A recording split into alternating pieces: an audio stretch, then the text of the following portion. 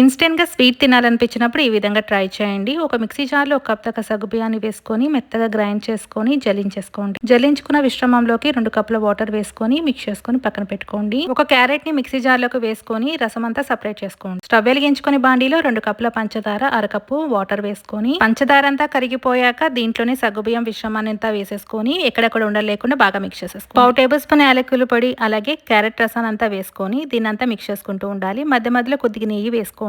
బాండి నుంచి సెపరేట్ అయ్యేంత వరకు బాగా మిక్స్ చేసుకుంటూ ఉండాలి. దీంట్లోనే జీడిపప్పు పులుకులు కూడా వేసేసుకోండి. ఇలా బాండి నుంచి సెపరేట్ అయిపోయాక స్టవ్ అనేది ఆఫ్ చేసేసుకొని ఒక మిక్సింగ్ బౌల్కి ఆయిల్ మరియు నట్స్ ఈ విధంగా స్ప్రెడ్ చేసుకోండి. దానిపైన ఈ సగ్గుబియ్యం క్యారెట్ హల్వాని దీని మీద వేసేసుకొని నీట్ గా స్ప్రెడ్ చేసుకొని గార్నిష్ కోసం కొన్ని నట్స్ వేసుకోండి. పూర్తిగా చల్లారేంత వరకు పక్కన పెట్టేసేసుకొని తర్వాత డిమోల్డ్ చేసేసుకొని చిన్న చిన్న పీసెస్ గా కట్ చేసుకొని సర్వ్ చేసుకోవడమే.